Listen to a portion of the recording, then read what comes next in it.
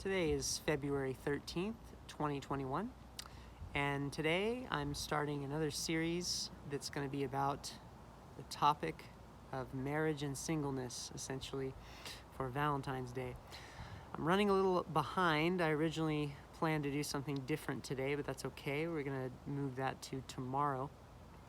What I want to talk about today is what I originally planned to talk about tomorrow, which is the importance of singleness. If you cannot master singleness before you get married, your marriage is going to be a lot harder than it would have to be otherwise. I'm telling you this from experience. I'm telling you this, the Bible says this. Marriage is not a cakewalk. It is not a Disneyland fairy tale. It is a cross. And Jesus said, deny yourself, take up your cross and follow me. So if you're called to it, then that's a cross you have to bear. And I'm not trying to I know that sounds really negative. There's obviously blessings and joys in marriage that you can't experience in singleness, but God created us in this life to enjoy Him in singleness and in wholeness. He did not create us halves. He did not create us as half of a soul searching for another soul. That's a Greek myth where soulmates come from. So don't be sad on the day that people call sad, because a lot of people call Valentine's Day SAD, sad, Single Awareness Day. I don't know if you've ever heard that, but I heard it a lot in my pre-marriage years. So, that said, I'm just going to read two things that I believe support my argument, what I'm trying to say, the importance of singleness. And this is even if you're not a Christian. Yeah, you'll see what I'm saying. So first, we're going to look at the Bible, what Jesus says in Matthew 19. The Pharisees came up to Jesus, testing him and saying, "Is it permitted for a man to divorce his wife for any reason at all?" "Haven't you read?" Jesus answered. "He who created them from the beginning made them male and female, and said to them, 'For this reason a man shall leave his father and mother and be joined to his wife, and the two shall become one flesh. So they are no longer two, but one flesh.' Therefore what God has joined together, let no man separate." They said to him, "Why then did Moses command to give her a certificate of divorce and put her away?"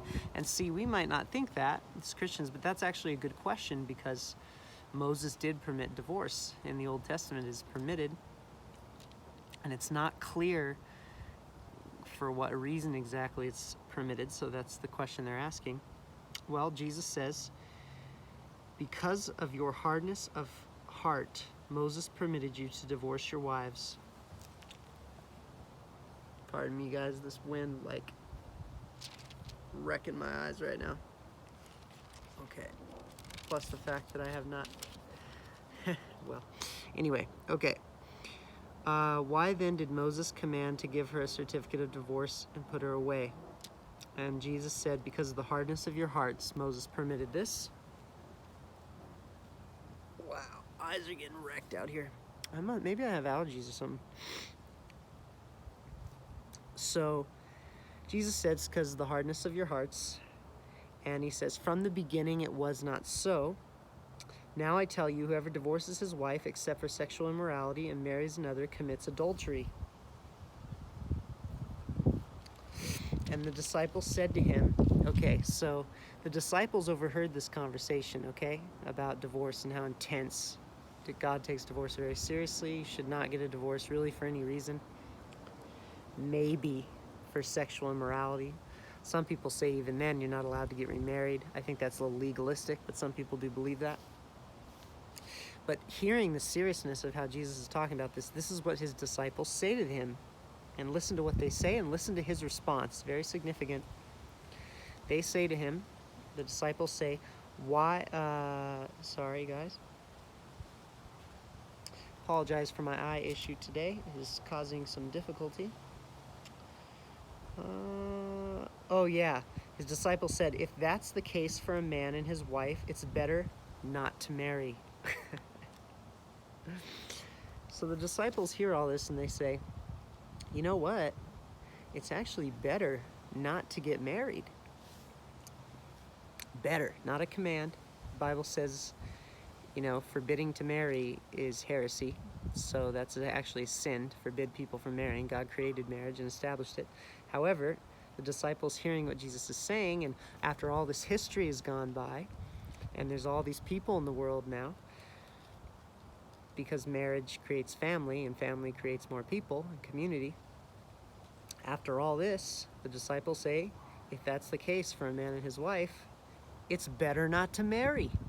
Okay, this is Matthew 19:10 that I'm reading from here. And then Jesus says in response in verse 11, Jesus says, not everyone can accept this saying, only those to whom it has been given. Okay? And then he finishes saying, for there are eunuchs. Now, a eunuch is somebody who basically, for a man, has their pee-pee cut off, okay? So, and also their, everything that can make you reproduce and have kids. Takes away your sexuality, essentially. Not your gender, but your physical, biological ability to reproduce. So, not everyone can accept this saying, only those to whom it has been given. For there are eunuchs, and there are three categories Jesus talks about now. There are eunuchs, and that's basically saying people who cannot marry.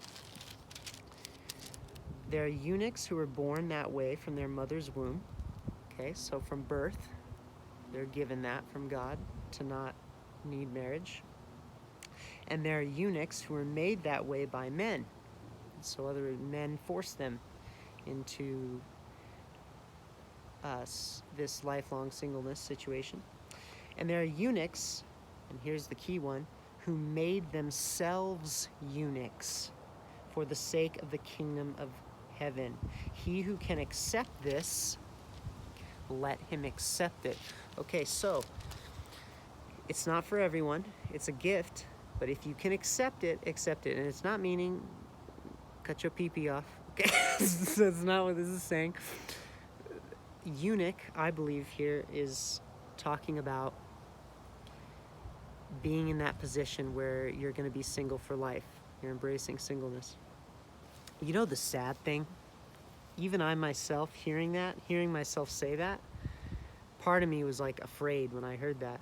And I know that's the reaction of probably everyone who's watching, almost all people, because our culture thinks that marriage is everything, and it's beyond Christianity. I'm going to wrap this video up for today because I don't want my video to exceed 10 minutes today. I don't know how long this series is going to be, but it's a good one, and I have a good surprise coming too for hopefully tomorrow. But for today, I'm just going to read that passage.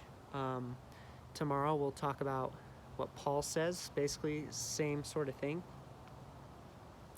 I think you get what I'm trying to say here, okay? We, as in the church and in the world, have an idol of marriage, and we believe this soulmate idea that's not in the Bible, that we need someone to complete us. No, that's not true. We are single because God created us single,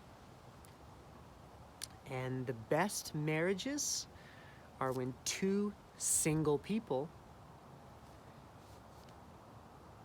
marry each other, and yes, they become one flesh, but they have established their singleness and they still live in their singleness.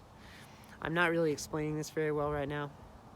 I've basically been up over 24 hours because I've been working really hard on different projects. That's why I'm a little out of it today. Thanks for bearing with me, guys. And I know today's message might be a little hard to receive, but God bless you. Have a happy Valentine's Day.